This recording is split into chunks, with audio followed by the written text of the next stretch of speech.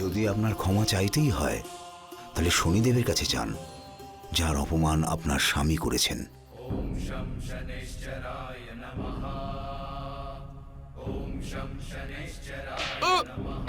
ওম শম শনৈশ্চরায় নমঃ। ওম শম শনৈশ্চরায় নমঃ। ওম শম শনৈশ্চরায় নমঃ। ওম শম শনৈশ্চরায় নমঃ। ওকে ক্ষমা করে দিন মালিক, ওকে ক্ষমা করে দিন, ওকে ক্ষমা করে দিন মালিক, ওকে ক্ষমা করে দিন। এ বেচারা মরে যাবে, একে ক্ষমা করে দিন মালিক, দয়া করে ওকে ক্ষমা করে দিন মালিক, বেচারা মরে যাবে, একে ক্ষমা করে দিন মালিক, একে ক্ষমা করে দিন মালিক। ওম শম শনৈশ্চরায় নমঃ। ওম শম শনৈশ্চরায় নমঃ। ওম শম শনৈশ্চরায় নমঃ। ওম শম শনৈশ্চরায় নমঃ। মালিক, বাকি চাবুকের ওর বদলে আমাকে মারুন, কিন্তু ওকে আপনি ছেড়ে দিন মালিক। আমাদের তো চাবুক মারতেই হবে, সে তোমাকেই হোক বা ওকে। সৈনিকেরা, চাবুক মারো।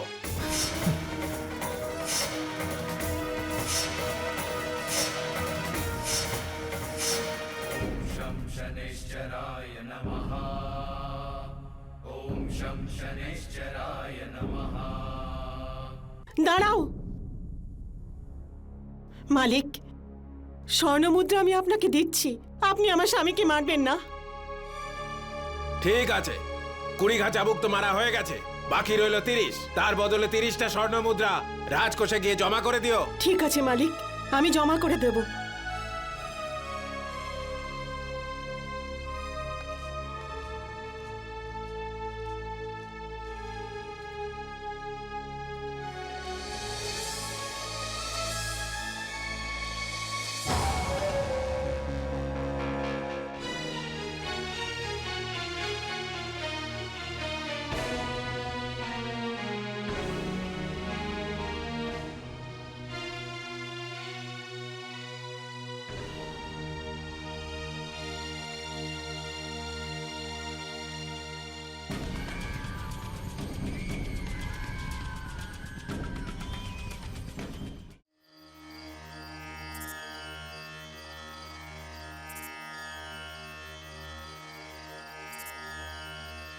জয় শনিদেব। মহারানী, শনিদেব কখনো কাউকে অকারণে শাস্তি দেন না। উনি তো মানুষের সমস্ত সুখ আর দুঃখের হিসেব রাখেন। মানুষকে নিজের পুণ্যের ফল সুখ রূপে আর পাপের ফল দুঃখ রূপে ভোগ করতে হয়। আর এই সুখ আর দুঃখ মানুষ কিভাবে ভোগ করবে তার বিচার তো আমার আরাধ্য দেবী করে থাকেন। শনিদেবের কাছে রাজা হোক বা ভিখারি, সবাই ওনার কাছে সমান।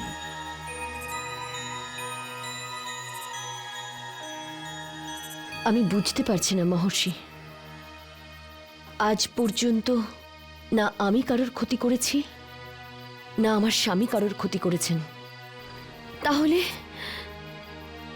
এত কষ্ট কেন আমাদের ভোগ করতে হচ্ছে?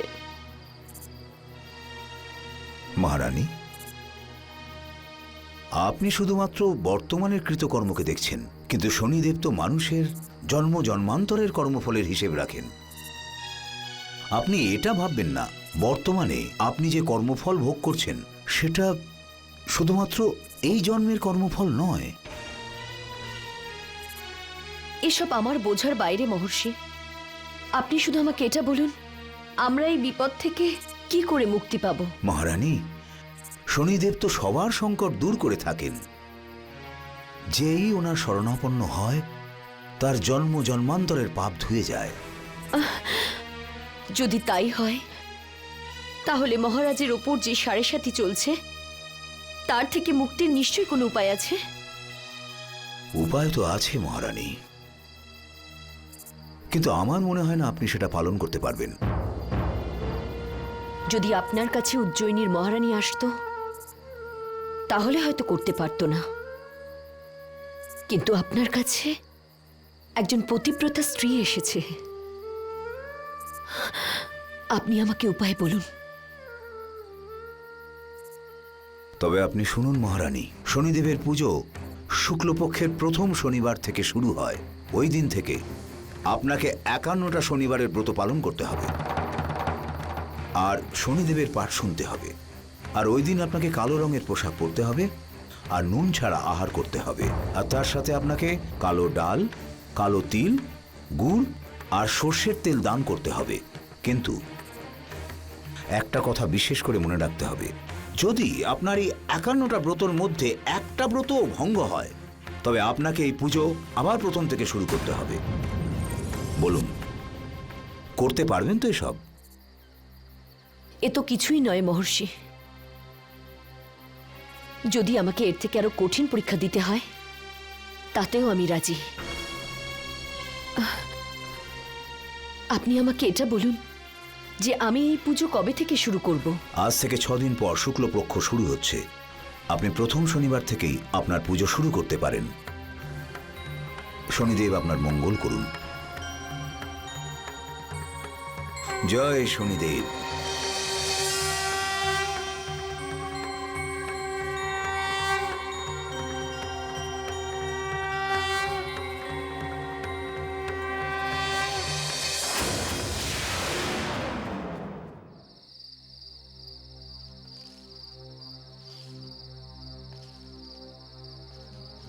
আমি তোমার জন্য হলুদ মেশানো দুধ আর প্রলেপ এনেছি। এটা একবার লাগিয়ে নিলে তোমার সব ব্যথা কমে যাবে। আমার এসবের কোনো দরকার নেই। কেন দরকার নেই? বাবা বলেন যে কাটা জায়গা চিকিৎসা তাড়াতাড়ি করতে হয়, নয়তো তা বেড়ে যায়। দাও, আমি প্রলেপ লাগিয়ে দিই। দাঁড়াও, এসব কি করছো তুমি? আমি বললাম তো আমার এসবের কোনো দরকার নেই। রেগে যাচ্ছ কেন? প্রলেপ না লাগাতে চাইলে লাগিও না, কিন্তু হ্যাঁ, এই হলুদ মেশানো দুধটা খেয়ে নাও, দেখবে এতে তোমার সব ব্যথা কমে যাবে। নাও। আমার এটার কোনো প্রয়োজন নেই। তুমি এখান থেকে চলে যাও। তুমি সব সময় আমার সাথে এভাবে রেগে কথা বলো কেন? আমি তো তোমায় কখনো কিছু বলিনি। আর তাছাড়াও এই হলুদ মেশানো দুধ আর প্রলেপ যে তোমার জন্য এনেছি তা মায়ের থেকে লুকিয়ে এনেছি। যদি আমার মা এ ব্যাপারে কোনোভাবে জানতে পারে তাহলে যত আঘাত তুমি পেয়েছো তার থেকে বেশি আঘাত মা আমায় দেবে।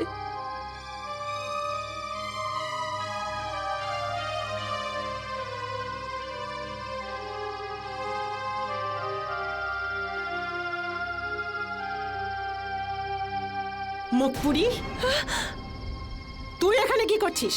মা, আমি মানে আচ্ছা, তার মানে তুই ওর জন্য এইসব এনেছিস? তোর এত বড় সাহস! আজ দেখাচ্ছি, আজ আমি তোর পিঠের চামড়া তুলে নেব। যা ভেতরে যা।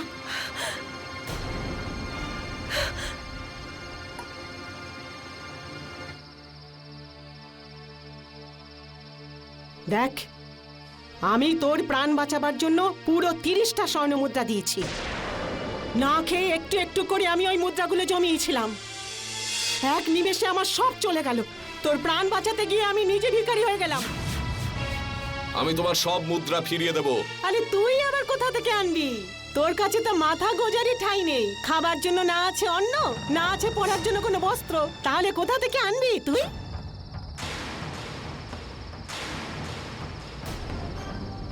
আজ থেকে তুই আমার কাছে ঋণী। যেটা আমি বলবো সেটাই তুই করবি, বুঝেছিস?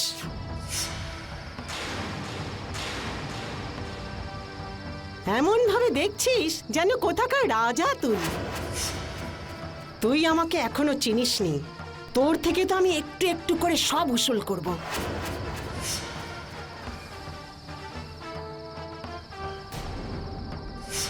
আজ থেকে তুই আমার কাছে ঋণী। আজ থেকে তুই আমার কাছে ঋণী। আজ থেকে তুই আমার কাছে ঋণী। আজ থেকে তুই আমার কাছে ঋণী। আজ থেকে তুই আমার কাছে ঋণী। জানি না মহারাজ কি অবস্থায় কোথায় আছেন।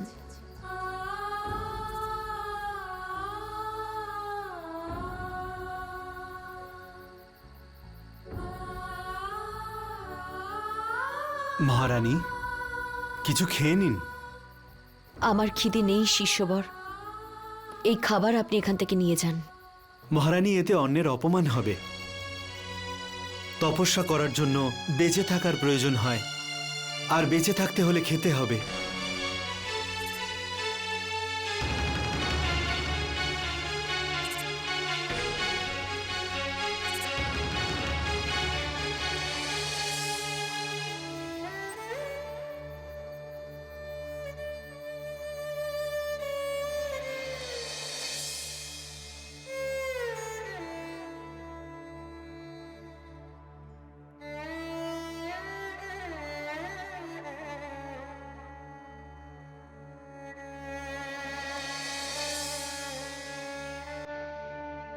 মহারানী, জানি না আমাকে ছাড়া আপনার কি অবস্থা।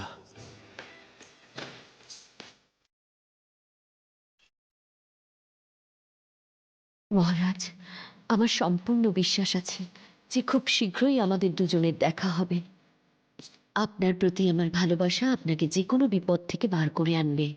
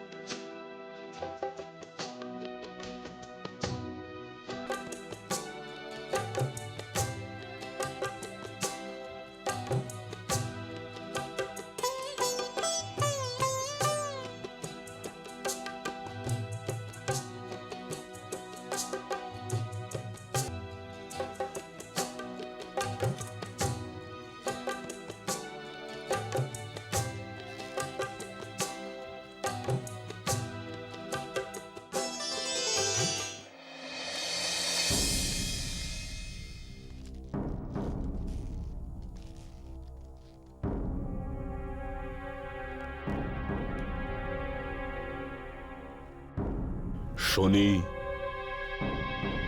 কৃত্তিকা নক্ষত্র থেকে রোহিণী নক্ষত্রে এসে পৌঁছেছে। এর ফলে উজ্জয়িনী নগরীর উপর সংকটের কালো মেঘ আরো ঘনিয়ে উঠবে। আমাদের আর অপেক্ষা করা উচিত নয়। আমাদের রাজকুমার আদিত্যবর্ধনকে গুরুকুল থেকে ডেকে এনে সিংহাসনে এখনই বসিয়ে দেওয়া উচিত। না না আচার্য, এটা আর হতে পারে না। তাহলে ওনার শিক্ষা দীক্ষার কি হবে? যদি রাজকুমার গুরুকুল থেকে ফিরে আসে তবে মহারাজের নিরুদ্দেশের খবর আপনি চেপে রাখতে পারবেন না। এই সময় রাজকুমারের শিক্ষা লাভের থেকেও বেশি প্রয়োজন উজ্জয়িনী রাজ সিংহাসন। কোন রাজ্যের এর থেকে বড় দুর্ভাগ্য আর কি হবে, যে উত্তরাধিকারী থাকা সত্ত্বেও রাজ সিংহাসন খালি রয়েছে। আগামী পূর্ণিমার দিনটাই রাজকুমারকে সিংহাসনে বসানোর শুভ দিন। সেনাপতি সমর সেন পূর্ণিমার একদিন আগেই সৈন্যদের একটা অংশকে রাজকুমারকে গুরুকুল থেকে আনার জন্য পাঠিয়ে দিন। আজ্ঞে, আমি এক্ষুনি যাচ্ছি।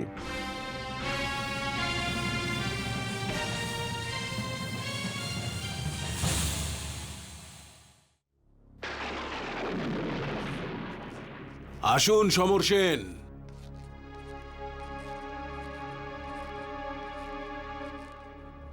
আজ রাজসভায় কি সিদ্ধান্ত নেওয়া হলো? রাজকুমার আদিত্যবর্ধনকে পূর্ণিমার একদিন আগে গুরুকুল থেকে নিয়ে আসার আদেশ দেওয়া হয়েছে। পূর্ণিমার একদিন আগে? আমি ঠিক বুঝলাম না। পূর্ণিমার দিন ওনার রাজ তিলক হবে। ও, তাহলে ঠিক আছে। আপনি যত শীঘ্র সম্ভব রাজকুমারকে আনার ব্যবস্থা করুন, কিন্তু একটা কথা মনে রাখবেন, রাজকুমারের জীবনে এই পূর্ণিমা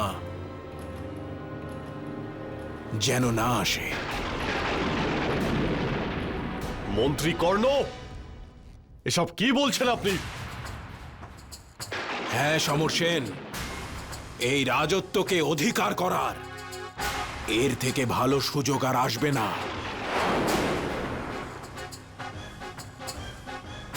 রাজত্ব? হ্যাঁ সমর সেন, রাজত্ব। একবার ভাবুন সমর সেন, বিক্রমাদিত্যকে চক্রবর্তী সম্রাট কে বানিয়েছে? আপনি। বড় বড় রাজাদের পরাজিত কে করেছে? আপনি। আজ এই যে উজ্জয়িনীর বিজয় পতাকা চারিদিকে উঠছে, এসব কার জন্য হয়েছে? আপনার জন্য সমর সেন, আপনার।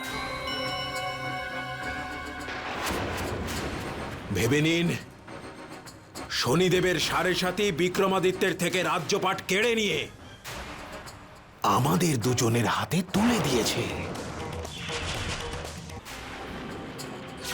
কিন্তু এটা কি সত্যি হতে পারে?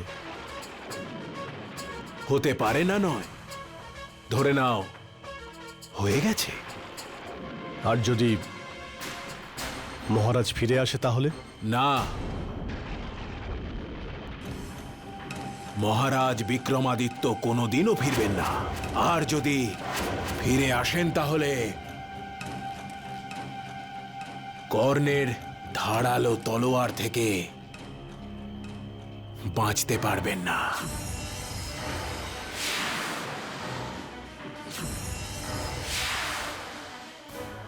বিক্রমাদিত্য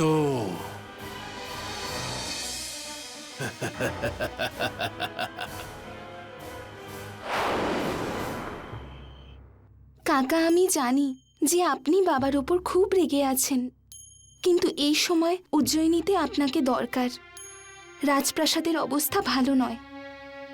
চিঠি পেয়েই আপনি দ্রুত এখানে চলে আসুন। রাজকুমারী মঞ্জুরি।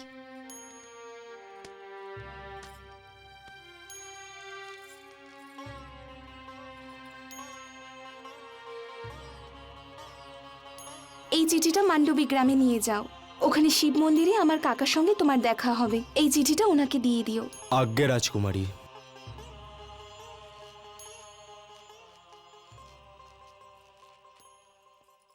রাজকুমারী জয় হোক। হ্যাঁ বলো। রাজকুমারী, আপনার সঙ্গে কিছু গুরুত্বপূর্ণ কথা বলার আছে। আমি এইমাত্র কিছু শুনলাম।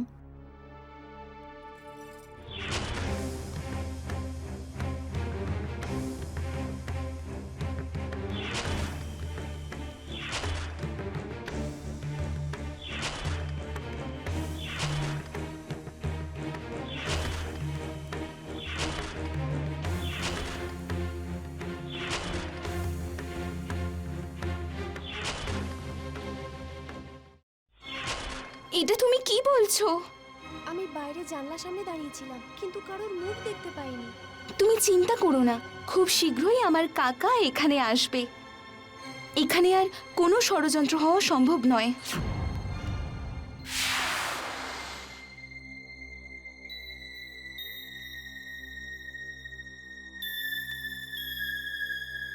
তুমি এখানে কি করছো বিক্রমাদিত্য? তোমার কি উজ্জয়িনী নিয়ে কোনো চিন্তা নেই? তুমি এখানে কি করছো বিক্রমাদিত্য? তোমার কি উজ্জয়িনী নিয়ে কোনো চিন্তা নেই?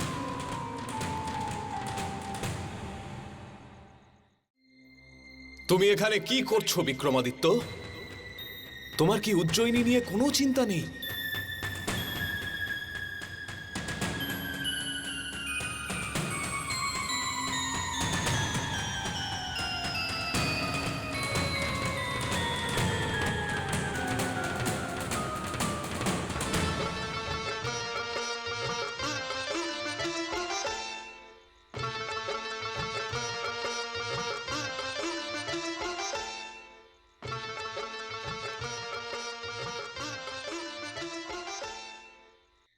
তোমার স্ত্রী, তোমার মেয়ে, তোমার প্রজা সবাই তোমার জন্য অপেক্ষা করছে বিক্রমাদিত্য। তোমার সিংহাসন শূন্য পড়ে রয়েছে বিক্রমাদিত্য, আর তুমি এখানে পড়ে আছো এই গোয়ালে। তুমি কি ভুলে গেছো যে তুমি একজন চক্রবর্তী সম্রাট? না, আমি কিছুই ভুলে যাইনি। আমার প্রত্যেকটা কথা মনে আছে। আমার বিজয় পতাকা চারিদিকে উড়ছে, কিন্তু কিন্তু আমি হরিয়ার কাছে ঋণী। ওর ঋণ শোধ না করে আমি এখান থেকে কি করে যেতে পারি? 30টা স্বর্ণমুদ্রা, সম্রাট বিক্রমাদিত্যের ওপর 30টা স্বর্ণমুদ্রার ঋণ। এই ঋণ শোধ করতে করতে উজ্জয়িনী তোমায় ভুলে না যায়। চলো এখান থেকে, বেরিয়ে যাও, পালাও, নয়তো তোমার উজ্জয়িনী তোমাকে ভুলে যাবে বিক্রমাদিত্য।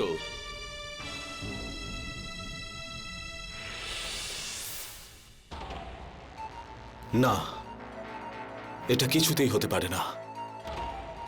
আমার উজ্জয়িনী আমাকে কখনোই ভুলে যেতে পারে না, কখনো না।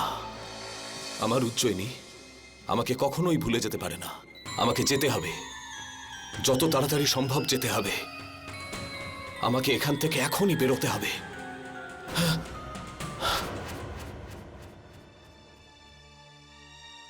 আমি আর এক মুহূর্ত এখানে থাকতে পারবো না। আমাকে যত দ্রুত সম্ভব উজ্জয়িনী ফিরতে হবে।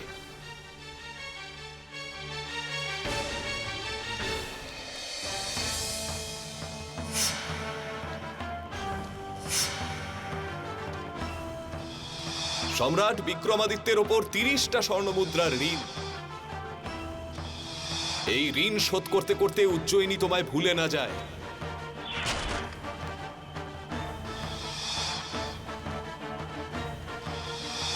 ভীমা,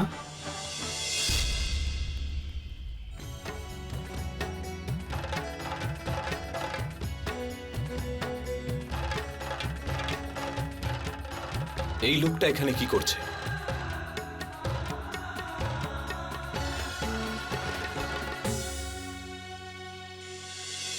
আরে ভীমা, তুমি এখানে জল ভরতে এসেছো নাকি?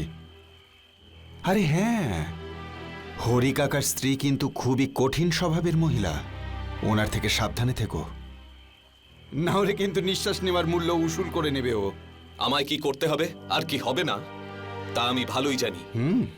তোমার পরামর্শের কোনো দরকার নেই আমার। কখনো কখনো অন্যের পরামর্শ খুব কাজে আসে ভীমা, শুনেই দেখো না, হয়তো তোমার তাতে ভালোই হবে। তোমার এই শিক্ষা তোমার নিজের কাছেই রাখো। আমি আর কি পরামর্শ দেব? আমি মশক ভর্তি করা ভিস্তি, আর তুমি চক্রবর্তী সম্রাট। নিজের নাম তুমি এটাই বলো না? আমার দেরি হয়ে যাচ্ছে, আমার রাস্তা থেকে সরে যাও। কোথায় যাচ্ছ তুমি ভীমা?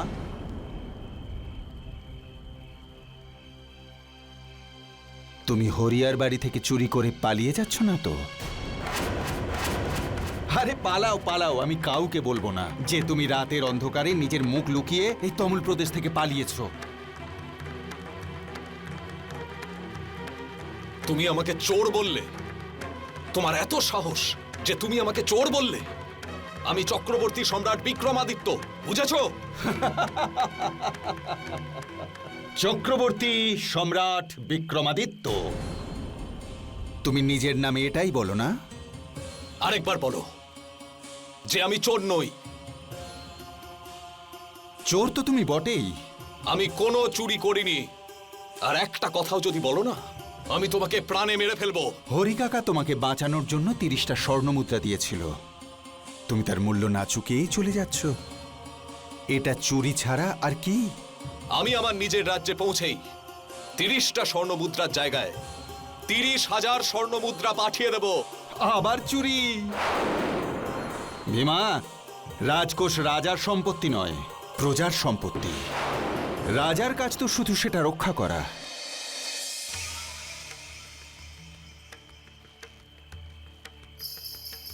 ভীমা, তোমার উচিত নিজে পরিশ্রম করে সেই ঋণ শোধ করা।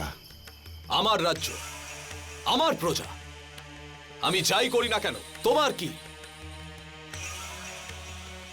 আমি তোমাকে আর একটা পাপ করা থেকে রক্ষা করার চেষ্টা করছি, বাকিটা তোমার ইচ্ছে। নিয়তি তো এটাই বলে যে তুমি পরিশ্রম করে নিজের ঋণ শোধ করো। এবার তোমার উপর নির্ভর করছে যে তুমি ধর্মের পথে এগোবে নাকি অহংকারের বশে অধর্মের পথে পা বাড়াবে?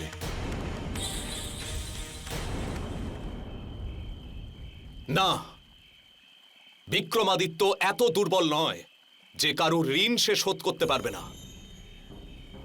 আমি আগে হরিয়ার ঋণ শোধ করব, আর তারপরেই ফিরব।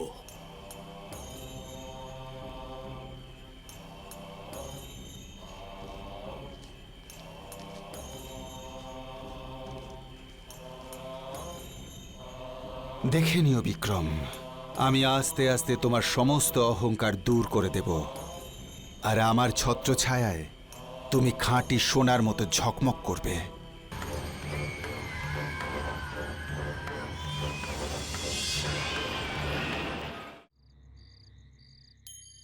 কিছুক্ষণের মধ্যেই শুক্লপক্ষের প্রথম শনিবার পড়ে যাবে, আর আমি শনিদেবের আরাধনা শুরু করব।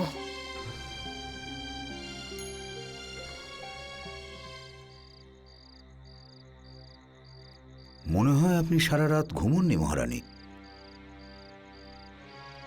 সেই স্ত্রী কিভাবে ঘুমোতে পারে বলুন, যার স্বামী এত কষ্টে আছে? শুক্লপক্ষের প্রথম শনিবারের অপেক্ষায় সারা রাত কেটে গেছে। যেভাবে আপনার রাত কেটে গেছে সেইভাবে আপনার সমস্ত কষ্ট দূর হয়ে যাবে। আপনি আমাকে আশীর্বাদ করুন মহর্ষি, যাতে আমি শনিদেবের আরাধনায় সফল হতে পারি। আপনার এই সংকল্প অবশ্যই পূর্ণ হবে।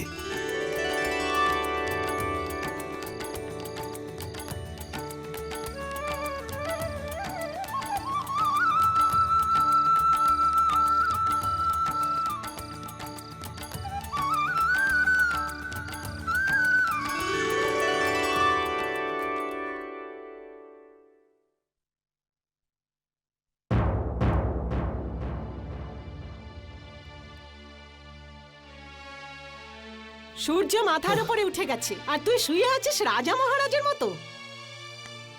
হ্যাঁ, নে কুড়ুলটা নে, আর যা এবার কাঠ কেটে নিয়ে আয়।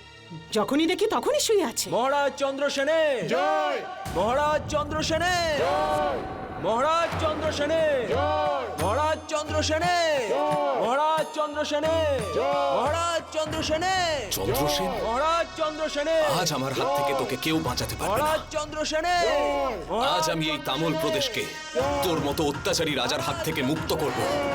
মহারাজ চন্দ্রসেনে জয়, মহারাজ চন্দ্রসেনে জয়, মহারাজ চন্দ্রসেনে জয়, মহারাজ চন্দ্রসেনে জয়, মহারাজ চন্দ্রসেনে জয়, মহারাজ চন্দ্রসেনে জয়, মহারাজ চন্দ্রসেনে জয়।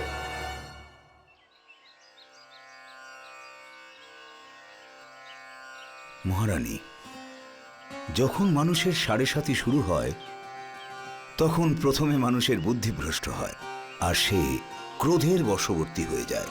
এ আপনি কি বলছেন মহর্ষি? এই সাড়ে সাতির সময় শনিদেব মানুষের ধৈর্যের পরীক্ষা নিয়ে থাকেন।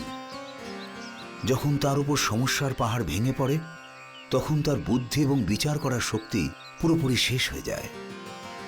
সময় থাকতে মানুষ যদি এই কালচক্রকে বুঝতে পারে আর নিজের কৃত দুষ্কর্মের প্রায়শ্চিত্ত করে নেয়, তাহলে শনিদেব অবশ্যই তার উপর কৃপা করেন। কোনো মানুষ যদি প্রায়শ্চিত্ত করতে না পারে তাহলে? তখন শনিদেব মানুষের জীবনে এমন সব পরিস্থিতি সৃষ্টি করেন, মানুষের রাগ, তার অহংকার, তার ঈর্ষা সব শেষ হয়ে যায়। মহর্ষি, আচ্ছা এমন কি কোনো উপায় নেই যাতে সাড়ে সাতি নির্দিষ্ট সময়ের আগে নিজে থেকেই সরে যায়? না মহারানী, যখন সাড়ে সাতি শুরু হয় তখন তা পুরো 7.5 বছর থাকে। এই সাড়ে সাতি চলাকালীন পুরো সময় ধরে শনিদেবের আরাধনা করা যায়, তবে তার প্রভাব কিছুটা কম করা যায়। সেটা কিভাবে? সবার প্রথমে আমাদের শনিদেবের শান্তিযজ্ঞ করতে হবে, আর শনিদেবের বীজ মন্ত্র 108 বার আহুতি দিতে হবে।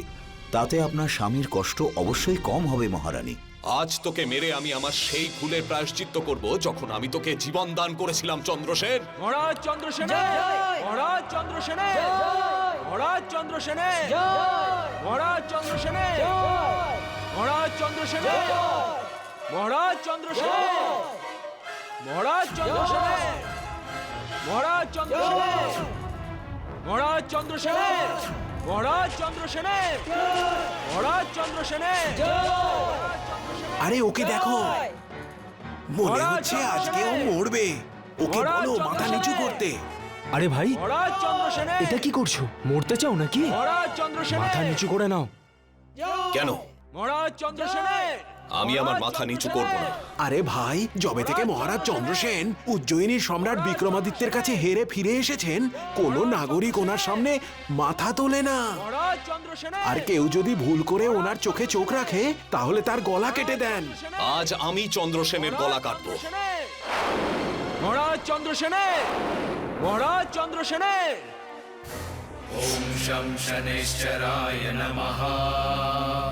ॐ शं शनैश्चराय नमः। ॐ शं शनैश्चराय नमः।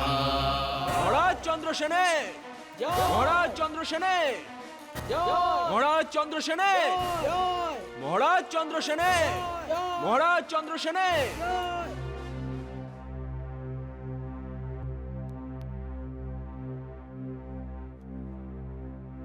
মহারাজ চন্দ্রসেনের, চন্দ্রসেন, চন্দ্রসেন।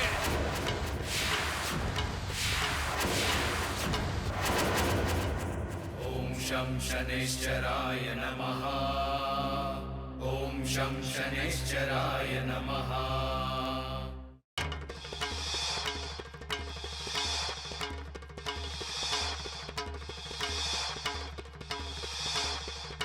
এই বিক্রমাদিত্যের মতো দেখতে এটা কে?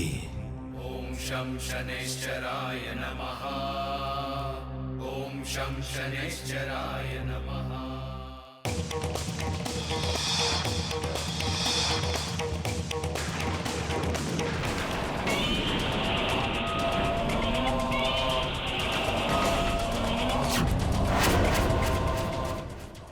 ॐ शं शनैश्चराय नमः।